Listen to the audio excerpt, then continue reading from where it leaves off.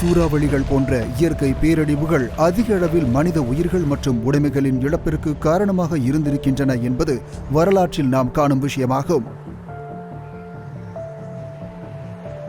ஆகையால் இந்த பகுதிகளில் மனித உயிர்களை காப்பாற்ற நவீன தொழில்நுட்பம் மற்றும் மனித அறிவை பயன்படுத்தி இந்த பேரிடர்களை கணிப்பது மிக அவசியமாகும்.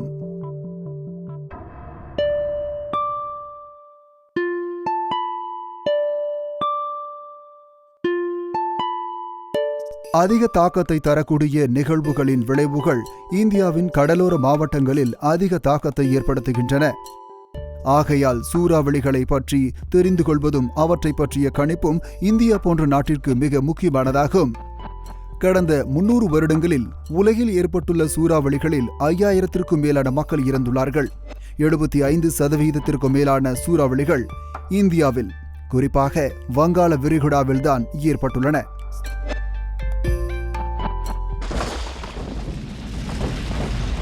1999ஆம் ஆண்டு அக்டோபர் மாதம் 29ஆம் தேதி மணிக்கு 260 கிலோமீட்டர் என்ற வேகத்தில் வீசிய சூறாவளி ஒடிசா கடலோரத்தை தாக்கியது.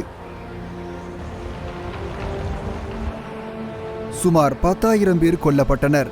1000 கோடிக்கும் மேலான மதிப்பிலான சொத்துக்கள் சேதமடைந்தன. கண்காணிப்பு அம்சங்களில் பார்க்க போனால் எங்களிடம் செயற்கைக்கோள்கள் இருந்தன. சூறாவளியை பற்றிய படங்களை அவை எங்களுக்கு கொடுத்து வந்தன. ஆனால் கடல் நிலைகள் சூறாவளியின் இயல்பு மற்றும் சக்தியின் அளக்குறிகளின் குணாதிசயங்களை தெரிந்து கொள்வதற்கான வழி எங்களிடம் இல்லை. கணினி அமைப்புகளும் முன்னறிவிப்பிற்கான எண்முறை வழிகாட்டுதலும் குறைவாகவே இருந்தன. ஆகையால் முன்னறிவிப்பிற்கான கால அளவு 24 மணி நேரமாக இருந்ததோடு அந்த சமயத்தில் முன் அறிவிப்பின் துல்லியத்தன்மையும் நிலைத்தன்மையும் அவ்வளவு நன்றாக இல்லை. நாட்டை உலுக்கிய இந்த சோக நிகழ்வு அனைவரது கவனத்தையும் IMD, அதாவது இந்திய வானிலை ஆய்வுத்துறையின் பக்கம் திருப்பியது.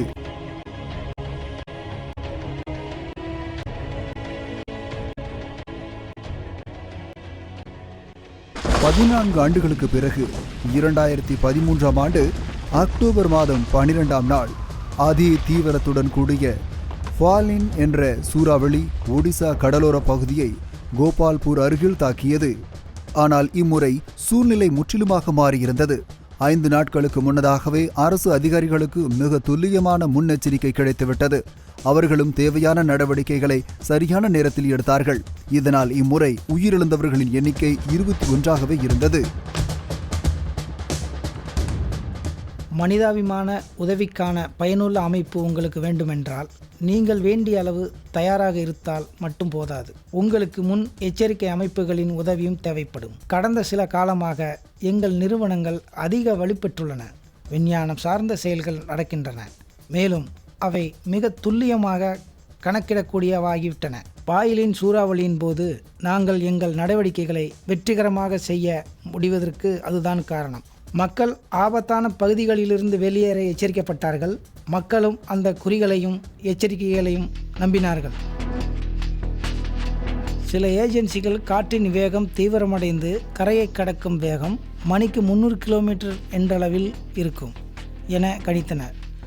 இதனால் பொதுமக்கள் மற்றும் பேரிடர் மேலாண்மையில் ஈடுபட்டிருப்பவர்கள் மனங்களில் பெரும் அச்சம் உண்டானது. ஆகையால் முன் அறிவிப்பை மாற்றவோ அல்லது செய்த கணிப்பில் நிலையாக இருக்கவோ வேண்டும் என்று கணிப்பாளர் மீது பெரும் அழுத்தம் போடப்பட்டது. IMD அவர்கள் அளித்த கணிப்பில் உறுதியாக இருந்தது. அதிக அழுத்தம் நிறைந்த சமயத்தில் நம்பிக்கையையும் நிதானத்தையும் அது காட்டியது. ஆனால் மற்ற ஏஜென்சிகள் வேறு கணிப்புகளை காண்பித்தன. அவ்வப்போது IMDயிலிருந்து வரும் கணிப்புகளையும் அமெரிக்க கடற்படை மூலம் வரும் கணிப்புகளையும் நான் கண்காணித்து கொண்டிருந்தேன். எனக்கு இன்னும் சந்தேகம் இருந்தது.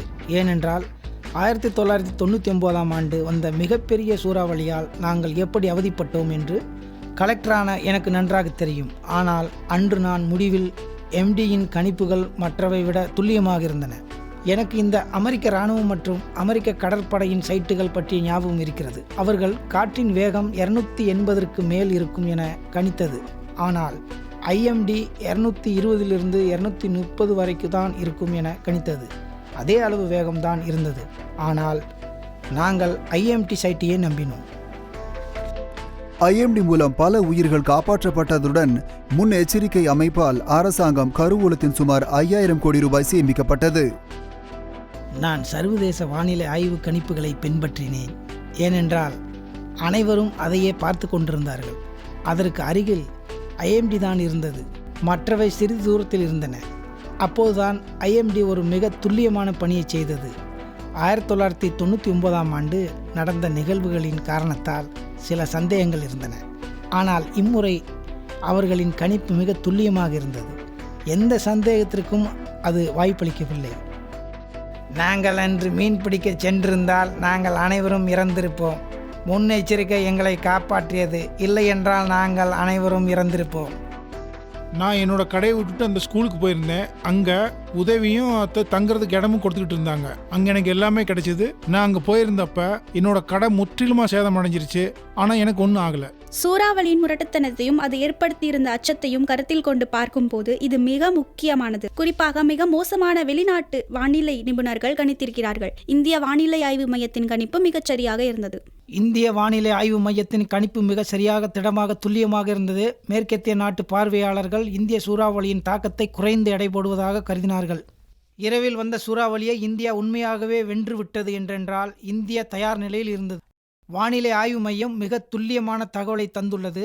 அதோடு உங்களுக்கே தெரியும், 9 லட்சம் பேர் இவாக்யூட் செய்யப்பட்டார்கள், பாதுகாப்பான இடத்திற்கு அனுப்பப்பட்டார்கள். 36 மணி நேரத்தில் இது மிக பெரிய வேலையாகும்.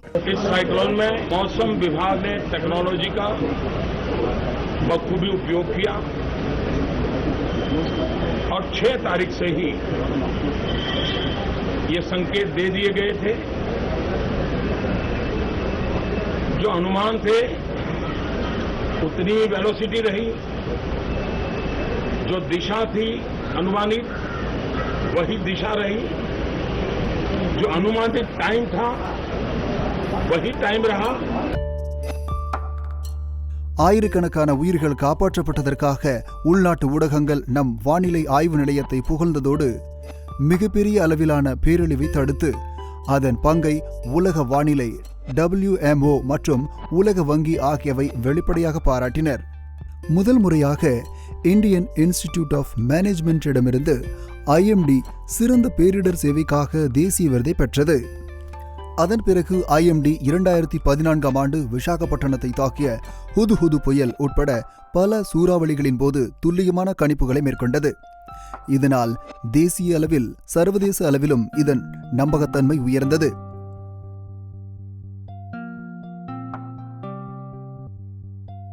ஃபயலினும் ஹுதுஹுதும் தனிப்பட்ட வெற்றிகள் அல்ல. கடந்த சில வருடங்களில் புயல் கணிப்புகளிலும் முன் அறிவிப்புகளிலும் தொடர்ந்து முன்னேற்றங்கள் ஏற்பட்டு வருகின்றன. IMDயின் நவீன முன்னறிவிப்பு அமைப்பில் கவனிப்பு, கண்காணிப்பு, ஆய்வு, எண்ணியல், மாடலிங், கணிப்பு மற்றும் முன்னெச்சரிக்கை தொடர்பான தகவல்களை பரப்புவது ஆகியவை அடங்கும். கண்காணிப்பு அம்சங்களில் நல்ல முன்னேற்றம் ஏற்பட்டுள்ளது. தரவு சமப்படுத்துதலில் நாங்கள் நல்ல வளர்ச்சியை கண்டுள்ளோம்.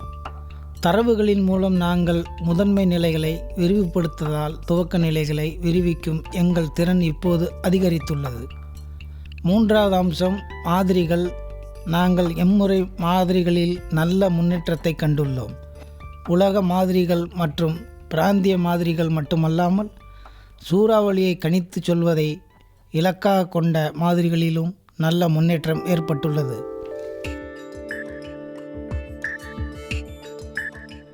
ஃபயலினின் வெற்றி கதைக்கு உதவியாக இருந்த IMDயின் முன்னெச்சரிக்கை அமைப்பின் நவீனமயமாக்கலை பற்றி நாம் தெரிந்து கொள்வதற்கு முன்னர் ஒரு வெப்பமண்டல சூறாவளியின் பண்பியல்புகளை பற்றி புரிந்து கொள்வோம். டிராபிக்கல் சூறாவளிகள் மிதமான சூட்டுடன் கூடிய பெரிய அளவிலான வெப்ப மண்டல நீரின் மீது உருவாகும். டிராபிக்கல் என்ற வார்த்தை இந்த அமைப்புகளின் புவியியல் தோற்றத்தை குறிக்கும். குறிப்பாக டிராபிக்கல் கடல்களுக்கு மேலுள்ள பகுதிகள்.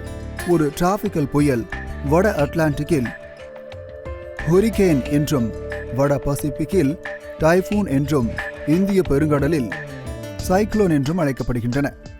குறைவான வளிமண்டல அழுத்தம் கொண்ட மத்திய பகுதியின் மீது குறைந்தபட்ச மணிக்கு 62 கிலோமீட்டர் வேகத்தில் தென் துருவத்தில் வல சுற்றிலும் இடதுருவத்தில் எதிர் கடிகை சுற்றிலும் நகரும் சிறிய காற்று நிறை பகுதியே டிராபிக்கல் புயல் அல்லது டிராபிக்கல் சூறாவளி எனப்படும். இந்தியாவில் 2 பிரதான சூறாவளி பருவங்கள் உள்ளன. முதலில் வருவது ஏப்ரல் மாதத்திலிருந்து ஜூன் மாதம் வரை இருக்கும் பருவமழைக்கு முந்தைய காலம். அடுத்து வருவது அக்டோபர் மாதத்திலிருந்து டிசம்பர் மாதம் வரை இருக்கும் பருவமழைக்கு பிந்தைய காலம். ஒவ்வொரு 5 சூறாவளிகளிலும் 4 சூறாவளிகள் வங்காள விரிகுடாவிலும் 1 அரபிக் கடலிலும் உருவாகின்றன. ஒவ்வொரு 5 சூறாவளிகளிலும் 2 அல்லது 3 சூறாவளிகள் கடுமையான சூறாவளியாகவும் 1 அல்லது 2 சூறாவளிகள் மிக கடுமையான சூறாவளியாகவும் உருவெடுக்கின்றன. அழுத்தம் குறைவு மற்றும் அதிகபட்ச உறுதியான மேற்பரப்பு காற்று ஆகியவற்றின் அடிப்படையில் வட இந்திய கடலின் டிராபிக்கல் சூறாவளிகள் சூறாவளி புயல், கடுமையான சூறாவளி புயல், மிக கடுமையான சூறாவளி புயல், அதிக தீவிரத்துடன் கூடிய கடுமையான சூறாவளி புயல் மற்றும் அதிக தீவிரத்துடன் கூடிய கடுமையான சூறாவளி புயல் மற்றும் சூப்பர் சூறாவளி என 5 பிரிவுகளாக பிரிக்கப்படுகின்றன. 26 சூறாவளியின் மைய பகுதியை தீர்மானிப்பதுதான் மிக முக்கிய அம்சமாகும். அது குறைந்த அழுத்தமுடைய பகுதியின் மையமாகவோ அல்லது மேற்பரப்பு அளவில் காற்றின் இடஞ்சுழி சுழற்சியின் மையமாகவோ இருக்கும். ஒரு சூறாவளியின் தீவிரம் மையத்தில் அழுத்தம் குறைவை பொறுத்தோ அல்லது சூறாவளியால் அதிகபட்ச பலமும் கூடிய காற்றின் வேகத்தை பொறுத்தோ இருக்கும். ஒரு முதிர்ந்த டிராபிக்கல் சூறாவளியில் சூறாவளியின் கண் எடுப்பும் மைய பகுதி இருக்கும். இந்த கண்ணை சுற்றி 10 முதல் 100 கிலோமீட்டருக்கு அடர்ந்த மேக கூட்டங்கள் இருக்கும். இது கண் சுவர் அல்லது மேகப்பகுதி எனப்படும். இதுதான் சூறாவளியின் மிக அபாயகரமான பகுதியாகும். இங்கு காற்றின் வேகம் மணிக்கு 250 கிலோமீட்டர் வரை இருக்கும். நாம் கண் சுவர் பகுதியிலிருந்து நகர்ந்து சென்றால் மேகங்கள் கண் சுவர் பகுதியிலிருந்து சுழல் காற்றில் விலகிச் செல்லும். இந்த பகுதிதான் மலைக்கட்டு பகுதி என்று அழைக்கப்படுகிறது. சூறாவளிகள் பல்வகை அபாயங்களை உருவாக்கும் நிகழ்வுகளாகும். புயல் கரையை கடக்கும் முன் வரும் மழையால் அதிகப்படியான பாதிப்பு ஏற்படுகிறது. அதோடு சூறாவளியின் அதிக காற்றும் கடல் மட்ட அளவின் அசாதாரண உயர்வால் ஏற்படும் பேரலைகளும் அதிக பாதிப்பை ஏற்படுத்தக்கூடியவை. கட்டிடங்கள் தகர்ந்து போதல், மரங்கள் விழுதல், பறக்கும் குப்பைகள், மின்சாரத்தால் உயிர் போதல், வெள்ளங்கள், விமான விபத்துக்கள், அசுத்தமான உணவு மற்றும் நீரால் வரும் நோய்கள் ஆகியவை சூறாவளிகளுக்கு பின் வரும் பாதிப்புகளில் சிலவாகும். கடலோரத்தில் வாழும் மக்கள் அதிக அளவில் உயிரிழப்பதற்கு இந்த சூறாவளிகள் காரணமாக இருப்பதோடு மக்களின் வாழ்வாதாரம் மற்றும் நல்வாழ்க்கையில் பெரிய அளவிலான விளைவுகளையும் ஏற்படுத்துகின்றன. சூறாவளிகளால் உள்கட்டமைப்பிற்கு கடுமையான சேதம் ஏற்படுவதோடு அந்த மாநிலத்தின் பொருளாதாரத்தை பல ஆண்டுகள் பின்னுக்கு எடுத்துச் செல்கிறது. நம் நாட்டில் சூறாவளியால் பாதிக்கக்கூடும் நிலையில் சுமார் 96 மாவட்டங்கள் உள்ளன. இந்த சூறாவளிகளின் கணிப்பு தரவுகளை உற்றுநோக்கும் முறையிலிருந்து துவங்குகிறது. சூறாவளியின் தற்போதைய இடம் மற்றும் தீவிரத்தை தெரிந்து கொள்ள இந்த தரவுகள் பல இடங்களிலிருந்து சேகரிக்கப்படுகின்றன. சூறாவளியின் மைய பகுதி குறைந்த அழுத்தமுடைய பகுதியின் மையமாகவோ அல்லது மேற்பரப்பு அளவில் காற்றின் இடஞ்சுழி சுழற்சியின் மையமாகவோ இருக்கும். ஒரு சூறாவளியின் தீவிரம் மையத்தில் அழுத்த குறைவை பொறுத்தோ அல்லது சூறாவளியால் அதிகபட்ச பலமுடன் கூடிய காற்றின் வேகத்தை பொறுத்தோ தீர்மானிக்கப்படும். சூறாவளியின் மையத்தில் அழுத்தத்தில் ஒரு கடுமையான வீழ்ச்சி பதிவு செய்யப்படும். சூறாவளிகளை பற்றிய முன் அறிகுறிகளுக்கு விண்வெளி சார்ந்த கணிப்புகள் மிக முக்கியமாக கருதப்படுகின்றன. சூறாவளிகள் கடல்களில் உருவாகுவதால் இவற்றை கண்டறிய செயற்கைக்கோள்கள்தான் மிகச்சிறந்த கருவிகளாகும். இந்த பணிக்காக இந்திய வானிலை ஆராய்ச்சித்துறை 2 விதமான செயற்கைக்கோள்களை உபயோகப்படுத்துகின்றது: ஜியோ ஸ்டேஷனரி மற்றும் துருவ சுற்றுவட்ட செயற்கைக்கோள்கள். ஜியோ ஸ்டேஷனரி செயற்கைக்கோள்கள் ஒவ்வொரு 30 நிமிடத்திற்கும் படங்களை அனுப்புகிறது. இதனால் விஞ்ஞானிகள் சூறாவளிகளின் நிலை, தீவிரம் மற்றும் அமைப்பு ஆகியவற்றில் ஏற்படும் மாற்றங்களை அரை மணி நேரத்திற்கு ஒருமுறை பார்க்க முடியும். தற்போது இந்திய விண்வெளி ஆராய்ச்சி மையத்தால் உருவாக்கப்பட்டு செலுத்தப்பட்ட இந்த வகையான 3 செயற்கைக்கோள்கள் உள்ளன: கல்பனா 1, இன்சாட் 3A மற்றும் இன்சாட் 3D. புயல் ஆழ்கடலின் மையம் கொண்டிருக்கும் சமயத்தில் செயற்கைக்கோள்களிலிருந்து பெறப்படும் படங்களின் பாங்கை பொறுத்துதான் டிராபிக்கல் சூறாவளியின் தீவிரம் மதிப்பிடப்படுகிறது. டிவோராக் முறை எனப்படும் இந்த முறையில் மதிப்பிடப்பட்ட சூறாவளியின் தீவிரம் 1 முதல் 8 வரையிலான ஒரு அளவுகோலில் குறிப்பிடப்படுகிறது. 1.0 என்றால் குறைந்த அழுத்த பகுதி, 1.5 என்றால் காற்றழுத்த தாழ்வு, 2.3 என்றால் தீவிர காற்றழுத்த தாழ்வு, 2.5 என்றால் சூறாவளி காற்று, 3.5 என்றால் மிதமிஞ்சிய சூறாவளி காற்று, 4.0 என்றால் தீவிர சூறாவளி காற்று, 5.0 என்றால் அதி தீவிர சூறாவளி காற்று, 6.5 என்றால் சூப்பர் சூறாவளி காற்று. அமெரிக்காவின் நோவா மற்றும் ஐரோப்பாவின் துருவ சுற்றுவட்ட செயற்கைக்கோள்களிடமிருந்து தரவுகளை பெறுகிறது இந்திய வானிலை ஆராய்ச்சித்துறை. புயல் பற்றிய மேம்பட்ட புரிதலுக்கும் பெருங்கடலின் மேற்பரப்பில் காற்றின் வீச்சு குறித்த தகவலுக்கும் இவை பெரிதும் உதவுகின்றன. எனவே இது வெவ்வேறு இடங்களை காட்டுகிறது. துருவ சுற்றுவட்ட செயற்கைக்கோள் ஒவ்வொரு முறையும் ஒரே இடத்தை காட்டுவதில்லை. ஆனால் ஜியோ ஸ்டேஷனரி செயற்கைக்கோள் ஒரே இடத்தில் நிலை கொண்டிருப்பதால் இவ்விரண்டின் ஒருங்கிணைப்பை உலகெங்கிலும் பயன்படுத்துகிறோம். புயல் கடற்கரையை நெருங்க கடலோர ஆய்வு மையங்கள், தானியங்கி வானிலை மையங்கள், கடலில் உள்ள கப்பல்கள் மற்றும் மிதவைகள் மூலமாகவும் கண்காணிக்கப்படுகின்றன. பல வருடங்களாக IMD அனலாக் ரேடார் தொழில்நுட்பத்தை மட்டுமே உபயோகித்து வந்தது. ஆனால் 2002ஆம் ஆண்டு முதல் அது டாப்ளர் ரேடார் முறையையும் பெற்றுள்ளது. தற்போது 24 டாப்ளர் வானிலை ரேடார்கள் ஒவ்வொரு 10 நிமிடங்களுக்கு ஒரு முறை படங்களை அனுப்பி அதன் மூலம் புயலின் அமைப்பையும் தருகின்றன. அதனால் இது புயல் குறித்த நிலைவட்ட அமைப்பை நமக்கு தருகிறது. புயலின் தீவிரத்தை மதிப்பிடும் இன்னொரு அலகாகும் இது. மேலும் அதன் மையப்புள்ளியின் வட்டம் இன்னொரு முக்கியமான அலகாகும். அது டாப்ளர் ரேடார் உதவியால் தெளிவாகும். சுமார் 200 - 300 கிலோமீட்டர் தொலைவிலிருந்து கண்காணிக்கும் டாப்ளர் ரேடார் புயலின் நகர்வு, தீவிரம், எழுச்சி, அழிவுக்கான சாத்தியக்கூறு போன்றவற்றை குறித்த சரியான கணிப்பை தர முடியும்.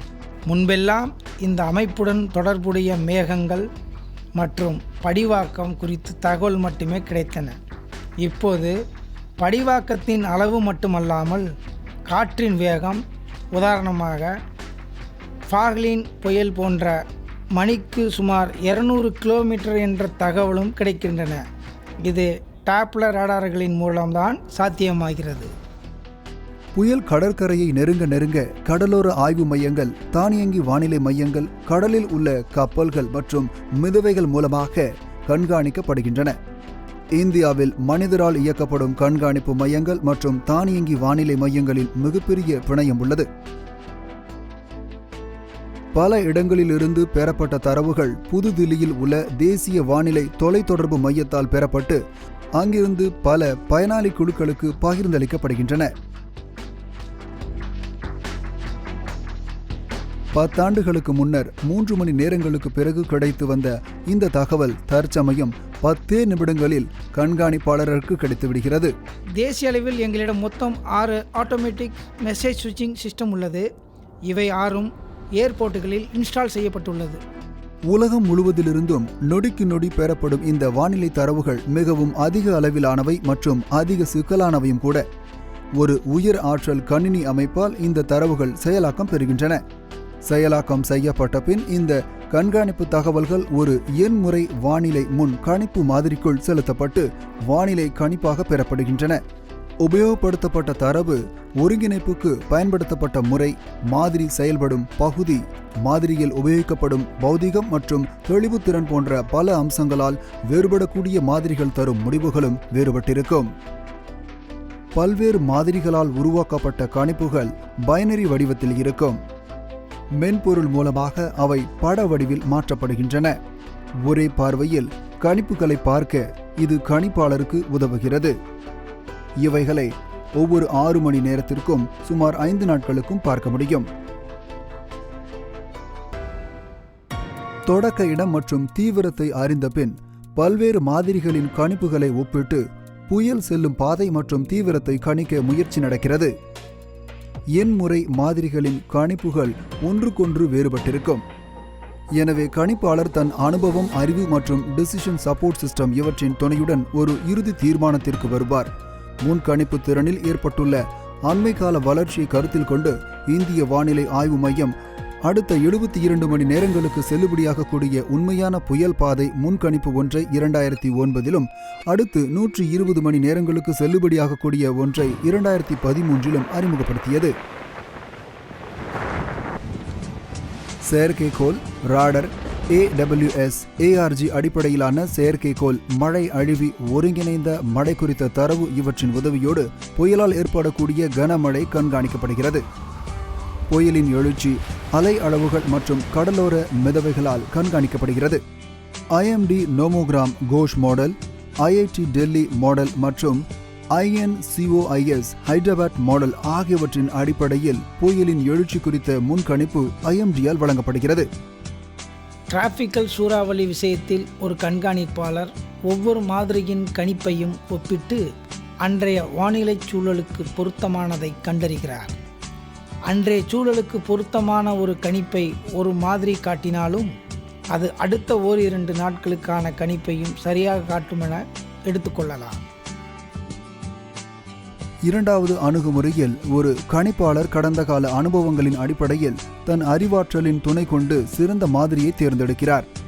அப்படி தேர்வு செய்யப்பட்ட மாதிரி அன்றைய சூழலுக்கு பொருந்தாமல் இருந்தால் அவற்றில் சில புள்ளி விவர மாற்றங்கள் செய்யப்பட்டு அதற்கேற்ப கணிப்பு வெளியிடப்படும்.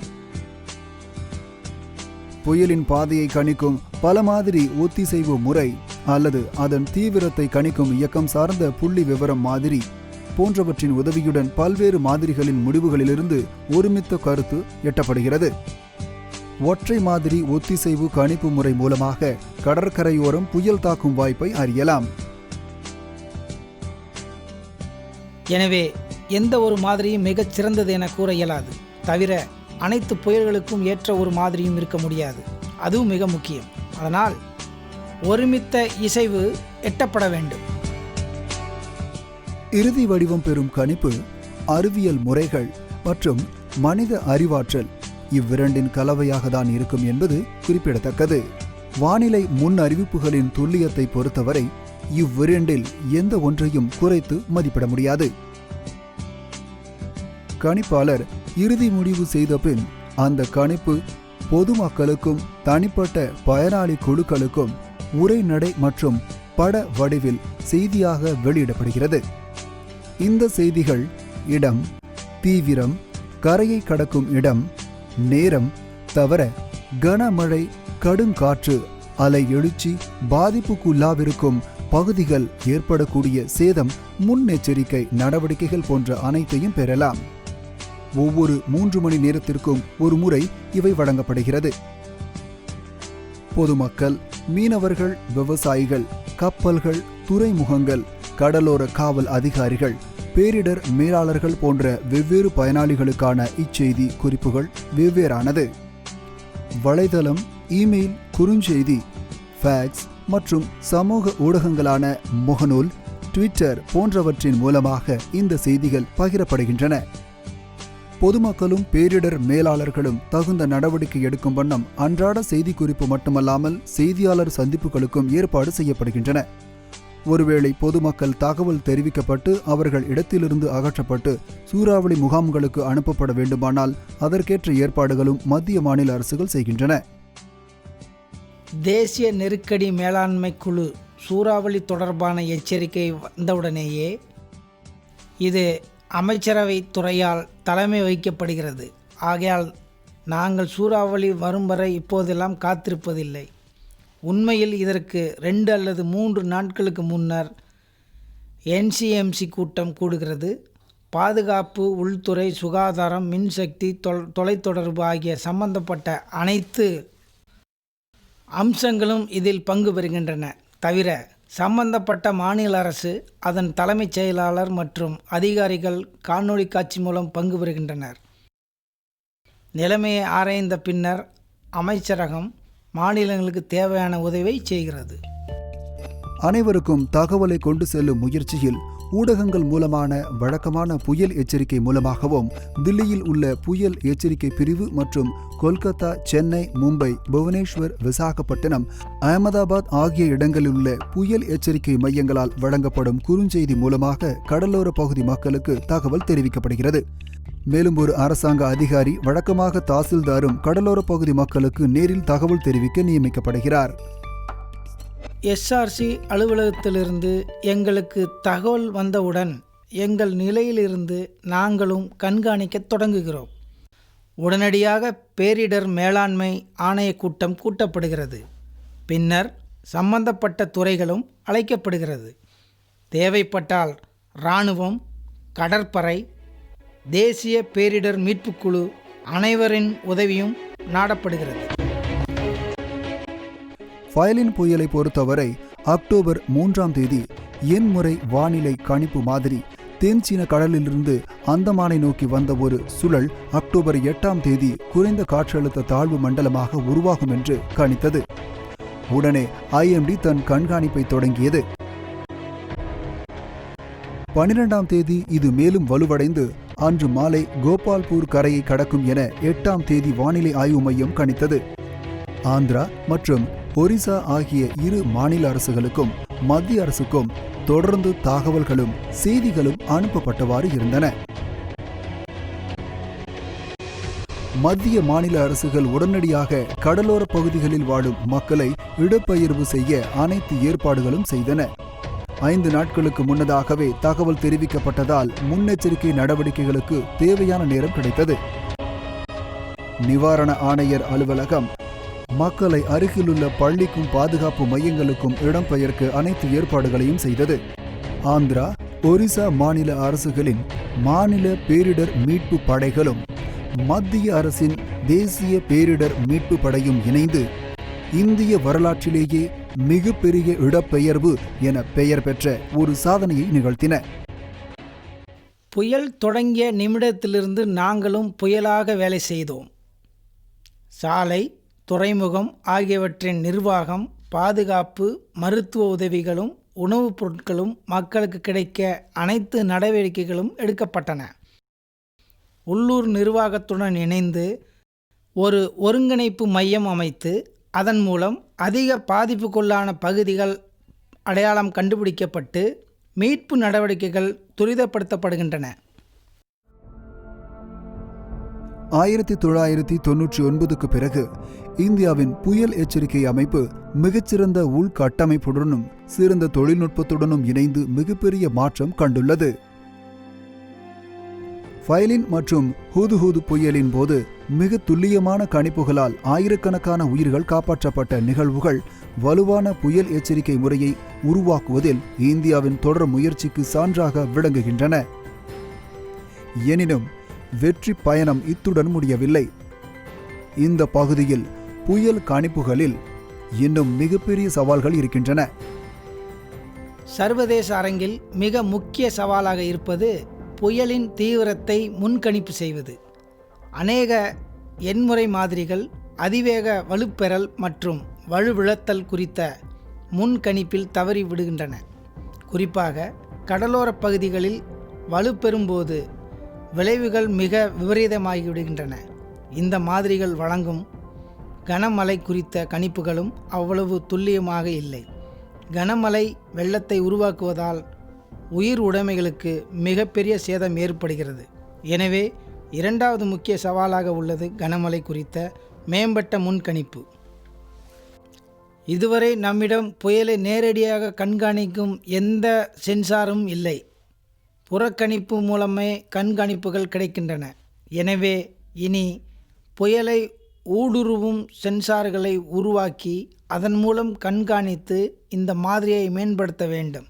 மேலும் இந்த தகவல்களை உள்வாங்கும் திறன் கொண்ட மாதிரியை உருவாக்குதல் இன்னும் பிரம்மாண்டமாக சவால். எனவே முன் கணிப்பாளர்கள் இவற்றின் கவனம் செலுத்துகின்றனர். இயற்கை பேரிடர்களான புயல்கள் தவிர்க்க முடியாதவை. ஆனால் IMDயின் முன்னெச்சரிக்கை முறை மற்றும் நாட்டின் பேரிடர் தயார் நிலை இரண்டும் இணைந்து விலைமதிப்பில்லாத உயிர்களின் இழப்பை தடுக்கின்றன. மேலும் IMD தன் திறனை இன்னும் மேம்படுத்தி மேலும் துல்லியமான மற்றும் சரியான நேரத்திலான முன்கணிப்புகளை வழங்கும் முயற்சியில் ஈடுபட்டுள்ளது.